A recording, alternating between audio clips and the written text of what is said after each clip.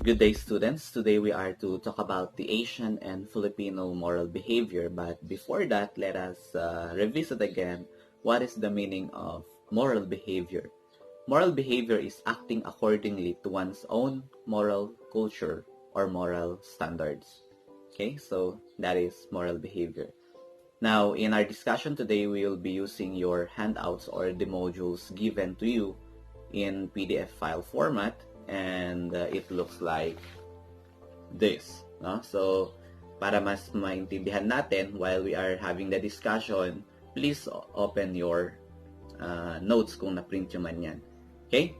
So, we have here a comparison of the Western ethics and Eastern ethics. Now, when we say Western ethics, this came from the European countries, while the Eastern ethics, ito yung masasabi natin na Oriental ethics, which originated from our own areas, or here in Asia, or the Asian ethics, kumbaga. Now, ang pag-uusapan natin in this comparison is the focus, basis, emphasis, where it roots in the approach, and of course, the conflict and harmony, or how do they handle conflict and harmony.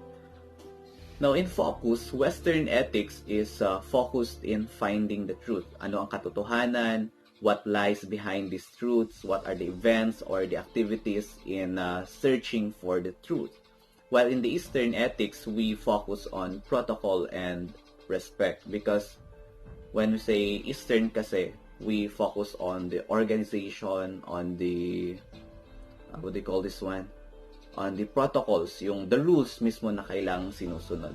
Why? Because protocols and respect is very, very much regarded or highly regarded here in Asia, especially on respect to the rules, respect to our family, respect to the elders, and respect towards everybody. Now, under basis, Western ethics is based on rational thought.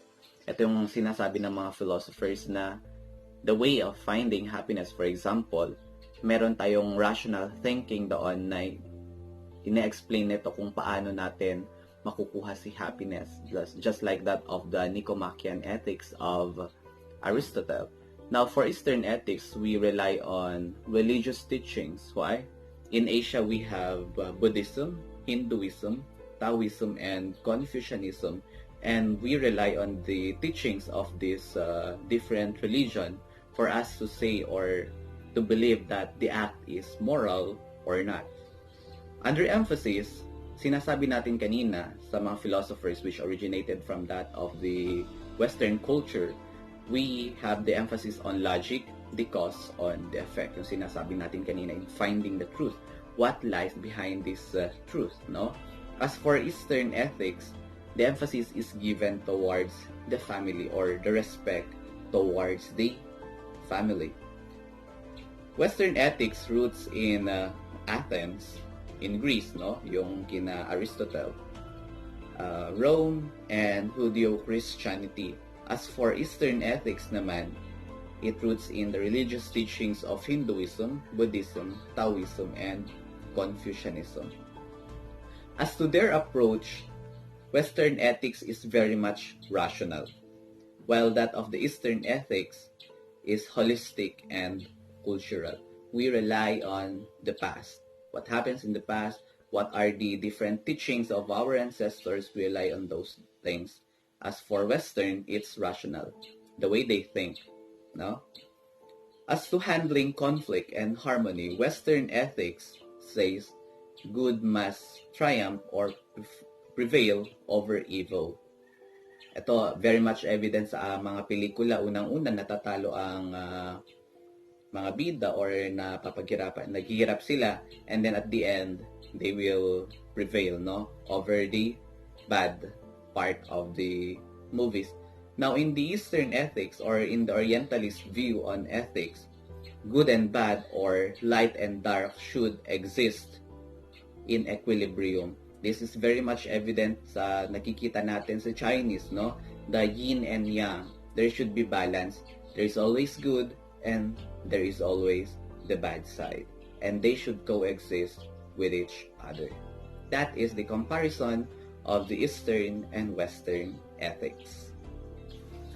Now let's talk about the Filipino core values. Now we have identified 5. So makikita nyo dyan sa module nyo. Number 1, respect for elders or paggalang sa nakatatanda. Ito makikita natin kahit hindi natin kakilala. We say manong or manang, ate or kuya. Kung sa Katagalugan naman, meron silang po and opo. Here in the Cordillera, palagi nating sinasabi na uncle or auntie kahit hindi natin kilala. For example, here in our area, meron tayong nganga or yung tinatawag na muma. Pag makikipag-nganga ka sa iba, muma na tinatawag, tatanungin mo, manong, pwede maki-muma, something like that, no? So, there is respect over the elders, no? Number 2, we have empathy or pag-intindi sa nararamdaman ng iba. Subconsciously kasi sa atin, ang naisip natin, what if ako yung nasa situation niya? Yun ang subconscious thinking natin. That is why we develop this empathy towards others, which is a very, very good side. However, sometimes it could also be very bad. Number 3, deep regard for fellow humans or ang pagkikipagkapwa-tao. Tayo kasi, marespeto tayong tao. Pag marespeto tayong tao, especially here in the Cordillera region, here in Ifugao, meron tayong pagkikipagkapwa-tao. We are sociable na tinatawag. Number 4, patriotism, pagiging makabayan. Now, this is somewhat like a very good side or on a negative note. Bakit? On a positive side, itong core value ng mga Filipinos na pagiging makabayan, we always regard or have high regards to our country, which is evident siguro sa pagkanta natin ng Lupang Hinirang, maybe, or if we know the Lupang Hinirang by heart, which is sometimes questionable kasi pag mag-isa mong kakanta ng Lupang Hinirang, hindi mo alam, pero pag madami kayo, ayos, alam na alam mo. Panatang Makabayan, if we know how to recite those things, panunumpa, and then the Panatang Makabayan, that is a very, very good sign of pagiging makabayan. However, sometimes sa pagiging makabayan din, andyan yung mga andaming nagrarally sa EDSA. Though hindi ko sinasabi na bad or mali ang pagrarally, but dahil sa pagiging makabayan natin, some would be resulting to chaotic moves, no? Sa pagiging rebelde, kumbaga. That is number 4. And number 5, cultural continuity or ang pagpapatuloy sa kultura. Dito sa atin sa Ifugao or here in the Cordillera or in the Philippines as a whole, etong cultural continuity is one of the very, very debatable issue. Kasi ang nangyayari, gusto ng mga matatanda sa atin na ipagpatuloy ang nakagisnang kultura. However, we, the younger generations, would like to do some innovations. However, the mere fact of thinking that this culture should be preserved is a very, very good sign, and that is one of the Filipino core values na dapat nating pagtuunan ng pansin at isipin. Now, after knowing the Filipino core values, atin namang pagtuunan ng pansin ang mga positive and negative aspects or the strength and the weaknesses of these Filipino values. Now, for the strength of the Filipino character, number 1, yung sinasabi natin kanina, na pakikipagkapwa-tao. Sabi dito, pakikipagkapwa-tao is the basic sense of justice and fairness or the concern for others, the ability to empathize with others, sensitivity to people's feelings or yung tinatawag natin na pakikiramdam, pagtitiwala or trust, utang na loob, sense of security because of interpersonal relationships, camaraderie, and a feeling of closeness to one another. In short, yung pakikipagkapwa-tao natin, it shows us being sociable. Kahit hindi natin kilala, parang ilang taon na tayong magkakilala, parang body-body na lang, pare-pare na lang, or mare-mare. That is pakikipagkapwa-tao. And that is a very, very good strength of the Filipino character. Number 2, we have strong family ties. Filipinos possess a genuine and deep love for family. Ayun, ito yung sinasabi natin kanina na in a family or in a household, andyan yung lolo't lola, andyan yung mga auntie, isang bahay sila nakatira, andyan kayo lahat, mother and father and you and your siblings, no? Because the family is the source of our own personal identity, even in our emotional aspect, sila yung supportan natin, emotional and moral support. Okay? Honor and respect is given to parents and elders, care given to the children, the generosity towards the kin in need na kahit magkakaaway kayo pero sa hirap, nagtutulungan pa din kayo. That is a very, very good sense of strong family ties. Great sacrifices one endures for the welfare of the family. Makikita natin to sa ating mga magulang just to provide something for us. And the sense of family results in a feeling of belongingness and rootedness in the basic sense of security. Bakit? Dito sa pamilya natin, unang mararamdaman ang pag-aaruga, pagmamahal, at the same time, our family is our emotional and moral support. Number 3, joy and humor. Ito, very typical na to sa mga Pilipino. The Filipinos are one of the most happy or one of the happiest group of people on the planet, no? Filipinos have a cheerful and fun-loving approach to life, even if it's ups and downs, no? Makikita natin to kahit naghihirap, tinatawa na lang natin. Kasi ang mga Pilipino kumunsan sinasabi nating joker, no? A sense of humor and a propensity for happiness that contribute not only to the Filipino charm, but also the indomitability of the Filipino spirit. You can see smiles even at the center of an earthquake. After Typhoon Yolanda, makikita mo pa rin na may smiles on the faces of the people. Why? The mere fact of living, o yung nabubuhay pa rin tayo despite the events that happen, is a source of happiness. Now, laughing at ourselves and the mess we are is an important coping mechanism. Ito yung sinasabi ko kanina. Playful, sometimes disrespectful. However, we laugh at those we love and at those we hate.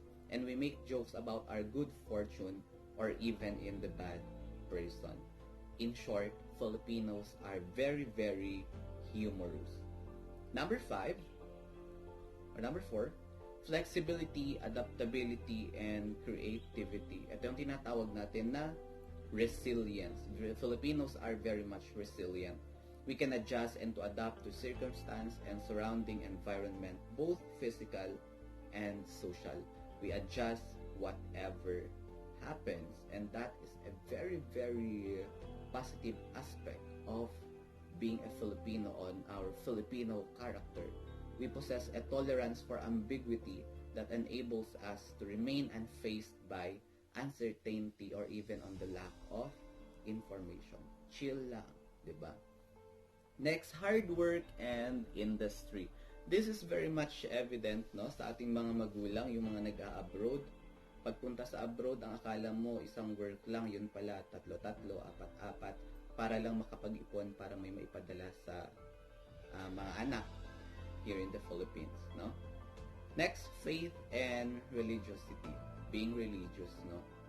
Filipinos are very religious. It is very much evident on the presence of different numbers or different sects and churches in the towns. Pagpunta mo sa isang barangay, merong 2 or 3 church. Christian or both Christian, some Muslims, may mga sects din like being born again, yung mga Roman Catholic, the Iglesia ni Cristo, all of them were present in a single community. And that is a very, very good sign of having a high regards to faith and the people being so religious. Tragedy and bad fortune are accepted, and sometimes optimism characterizes even the poorest lives, no? So, with this one, we have the positive values of being hospitable. Kahit nahihirapan na tayo, kailangan nating mag-provide ng magandang food for our visitors. Yan ang nangyayari. Tapos, na-appreciate nila tayo because of being hospitable. We open our homes to strangers. Next, helpful to others, bayanihan, kahit hindi mo kilala here in the region. So, here in Ifugao, meron tayong tinatawag na badda, kung saan nagtutulungan din ang mga tao kahit walang bayad. Okay? Number 3, being respectful. Yung pagsasabi ng mano po, ate, kuya, kahit hindi mo kilala, pagmamano sa mga nakatatanda, or halik sa noo, beso-beso. Those are examples of the Filipino trait of being respectful. Now, following the strength, of course, is the weakness or the weaknesses of the Filipino character. Number 1, extreme personalism. Filipinos view the world in terms of personal relationship. Masyado tayong attached sa mga bagay-bagay. We feel emotional. Like, for example, to the point that we take things so personally. Pag sinabing, oh, kaya mo ba? Sasabihin, oh, bakit? Anong tingin mo sa akin? Hindi ko kakayanin. Yung masyadong, ang interpretation natin sa mga questions is a challenge of competence, which should not be. For example, then, yung mahihirap, no? I'm not saying, no, and a negative note, but yung hindi na natin kayang mag-provide for our own, tapos may bisita tayo, nangutang tayo para mai-provide, may magsasabi na, nangutang ka pa para may maipakain sa bisita mo, nang sasabihin mo in your own personal view na, o bakit, at least may pinakain ako, ikaw, meron ba? So we take things personally, which is sometimes very, very bad. Number 2, extreme family-centeredness. Sinabi natin kanina na strong family ties is one of the strengths of the Filipino character. However, extreme family-centeredness or excessive centeredness towards the family is also negative. Now, excessive concern for family manifests itself in the use of one's office and power as a means of promoting the interests of the family. So, ginagamit natin yung pamilya natin para umangat tayo as a whole. Now, this could be very good. However, when we abuse the authority given to us just so that one of the family members or our family members would go up in the pedestal, that is a no-no. Number 3, lack of discipline. Ito yung nasa, for example, makikita to sa mga estudyante. During the first part, tatanong sila, asan na yung mga module? Dapat ganito, ganyan. Now, when you gave the module, ayan na. Pag tinanong mo deadline, kinabukasan, wala pa din. Now, I'm not saying that all of you are doing that, but majority of the students are doing that thing. Okay? And then yung ningas kugon na sinasabi natin. At first, ang ganda-ganda ng ginawa natin, pero coming towards the center, going to the end, parang nawalan na tayo ng gana. So, we just make it for granted. That is lack of discipline. And of course, yung relaxed attitude natin. Makikita ito sa Manila Bay Challenge na yan, di ba? Pagkapunta or pagkalagay ng mga white sand o dinumog agad ang Manila Bay. Where is discipline there? Di ba sinasabi natin, social distancing or physical distancing. Now, when you see it in pictures, I don't know if it's true, but if you see it in pictures, masyadong siksikan. And that is lack of discipline. Kasi masyado tayong excited na gawin. Gusto natin ng mga, they call this one, gusto natin ng shortcut. In the end, it resulted to more transgressions. Next, passivity and lack of initiative. It says here, Filipinos are generally passive and lacking initiative. There's a strong reliance on others. Kasi nga, nasanay tayo sa suporta ng pamilya. So, gusto natin palaging sinusuportahan. We should also stand on our own. We also rely on others like the leaders, the government, to do things for us related to our need for a strong authority. Why? Can't you do it on your own? You should. Okay? Colonial mentality. Ito, problema natin hanggang ngayon. Unang-una, colonial mentality in such a way na hindi mo na ipapakita ang pagmamahal mo sa bayan, no? For example, showing patriotism. And then, of course, the very famous type of colonial mentality is appreciating as well as yung pagtangkilik natin ng mga produktong foreign at hindi ng ating mga sariling produkto or the local products. It says here, the second is an actual preference for things foreign. Mas gusto natin, for example, mga pelikula galing sa ibang bansa, clothes galing sa ibang bansa. 'Di ba? So, paano aangat ang industriya natin kung we ourselves cannot support this one? Okay? Next, kanya-kanya syndrome. Filipinos are selfish. Yes, we know that. We are very much self-centered, sabi natin, extreme personalism, therefore, Filipinos are selfish. We have self-serving attitude that generates a feeling of envy and competitiveness towards others. Lalo na sa mga kaibigan natin na iniisip natin na mas mataas yung level kaysa sa atin. For example, classmate mo, mas mataas yung grade sa'yo. Parang feeling mo na down ka ng sobra. Therefore, in the next activities, ang goal mo is talunin yung classmate mo sa grades, which should not be. The only part na kalaban mo talaga is yung sarili mo. And number 5, lack of self-analysis and self-reflection. May tendency kasi tayong maging superficial. So, fighty. In the face of serious problems, both personal and social, there's a lack of analysis or reflection. The Filipino lack of self-analysis and our emphasis on norms is reinforced by an educational system that is often more form than substance and a legal system that tends to substitute law for reality. Sinasabi natin dito, no, from substance, from that of educational substance that is often more form than substance, is that kadalasan kasi tinuturo sa atin is the content mismo ng book or the content itself of the subject, but meron tayong tinatawag na sidelines. I call it the sidelines, no? Ito yung mga things na kailangan ding ituro sa atin based on the content of the book, which we could learn better, which we could be applying it better in the real life than that of knowing 1 plus 1 itself. Diba? Or knowing the history of the Philippines. Now, what happens after knowing the history of the Philippines? That should be the form. Okay? Hindi yung dapat yun yung substance na ituturo sa atin. What should be, what happens next, kumbaga. Now, because of that, we have identified the negative values of the Filipinos. Unang-una, crab mentality or yung hilaan. Pag may umaangat, hila, sisiraan. Number 2, pagiging chismosa or chismoso, mga chess players ang mga Pinoy. May mga receiver sa messages natin. For example, may narinig, ichichismis na iba ng kwento, napunta na naman sa iba. In turn, nasiraan yung tao na hindi niya alam or may nasabi ka na hindi niya ginawa. Number 3, panlilin lang sa kapwa or trickery. Bakit? Marunong tayo magpalusot. Some of us are foolish enough. Meron tayong palusot syndrome, no?